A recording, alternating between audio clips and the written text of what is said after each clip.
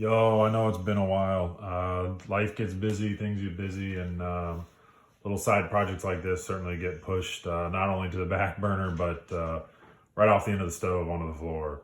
Um, so I'll try to do a few videos randomly as some fun things come across my table here, the old kitchen table. Keep checking them out. I'll put them out when I can.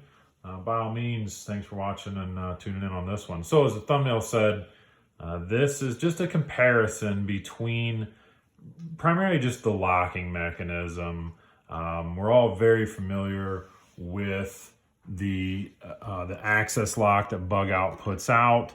And I believe that the Tasso from SteelWill really got a bum rap right away, immediately, as soon as you see these thumb studs back here for the locking side of it. Everybody said it's another access lock. You know, a lot of people did. I shouldn't say everybody, but a lot of people really, put this one off to the side as just another one. And because of the price point, I think it didn't get kind of the credit it deserves. Like, I really just like this knife, and I don't have a problem with the Bugout either. I've done reviews on that as well. And it's a terrific knife. It fits a certain criteria.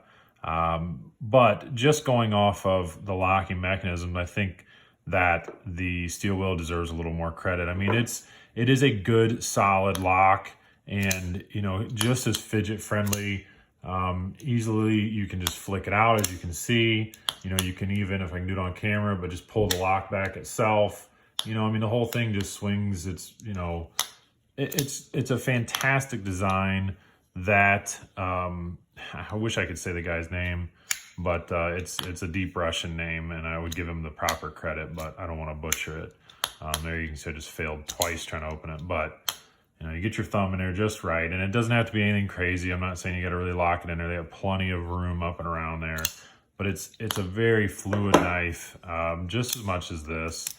And I've had a little problem randomly, using one finger. Sometimes it wants to kind of stick. And I've heard some other people say it too, where it seems like on the access lock, you absolutely have to use both fingers. You have to grab both sides. I don't know. It's not every time. I can kind of do it one-handed. This one, I've never had an issue with just letting it drop, using just one finger and one side to grab it. And I think it's a little more intuitive of a design as well, to have the slot go towards the back instead of having it pull straight down. I think that makes it a little bit more, you're still holding on to the knife quite well, that you can just kind of get your hand back. I think it works a little better. I think it's a little more intuitive. Again, not that this is a big deal to do it this way, to pull it down, especially, but if you're going to use two and you got to pinch it, it's kind of a different motion. So the other half of this video, I'm going to have it all torn apart, and we'll talk about it a little more in depth. But my basic overview of this is that it's this lock system, the Ant-Lock system, is more closely related to, and I think you'll see, and maybe you'll agree with me, it's more closely related to a standard lock back than it is this access lock. We'll kind of dive into that, but as always, after you're done watching the video, leave some comments. The whole point of me ever doing any video is just to have a little more conversation about knives. So we'll switch over to that, and you guys get to see the guts of it. All right, so with them torn apart, we'll check out, the interior of them, and you can kind of see where the differences really lie inside here. So as I mentioned, I feel like this is really closely related to, or to me, classed more as a reverse mounted lockback. And so I have a lockback torn apart, so you can kind of see what I'm talking about. And if I can get them to stay steady, there we go. Perfect. So as you can see, it's the same concept, where it locks in, the blade locks in through a divot, kind of a hammer that slams down and locks the stuff in. But the main, difference here is where the pivot point is. So up here on on this one, the pivot point is in front of the actual locking position. And of course, on your standard lock back, the pivot point is clear back here on the other side. Right, there you go. Now they both still utilize, you can see a long leaf spring, but what they did with this design and the Antlock design is, allow you to still have that really fun and really solid lockback system, lockback, sound even, but you can flick them out. They're real fidgety.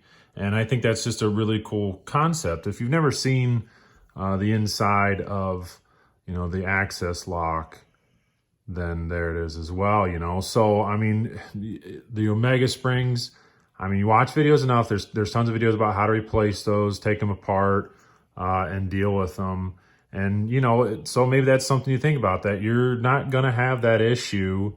I don't know. I've never had a leaf spring like this break. I've certainly seen many, and I've never had this problem here either. I've never had it break, but there's enough out there, enough information to know that these will break. And it's not, they've made it quite easy to take these apart. The scale itself, you can see the mounting tabs off of it, a couple back here, one in the center, and then one up front. And then that just pulls off. So you replace whatever side you need to. There's one on each side, but the system is really completely different to me. The way that it looks on the outside, yeah, it is. It's quite similar, but when you take them apart, you can see, how differently it works. With the actual, it's kind of the same concept, certainly by just looking at the pins and such, the way that it works. But really, when you get down into it, everything functions a bit differently. All right, well, there you go. A little quick comparison of them.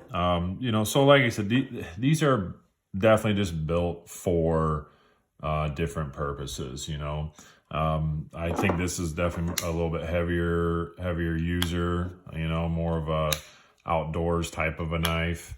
One thing I kind of forgot to specifically point out when the video was torn apart, you can see right back there is just how massive that stop pin is. And it's really actually quite the size and reminiscence of Cold Steel's triad lock. When that thing hits, it hits that stop pin, that inertia hits right inside of here, and then just disperses back through the rest of the handle. And the same goes. There is a stop pin through the access lock right back there as well. It's just smaller, but again, that's the whole point. These are built for different things. Yeah, they're knives, they're built to cut, but certainly lightweight, kind of a summer carry, good quality materials and production, everything else. And same thing down here. It's a heavier knife, and they're just built for different things. They're made for different reasons. I think I said earlier, this is about 180. I think these guys run for the full size about 170, and then there's a mini, at $10 less. And then, like I said, these guys are about $140. So, regardless, anyways, they're great knives.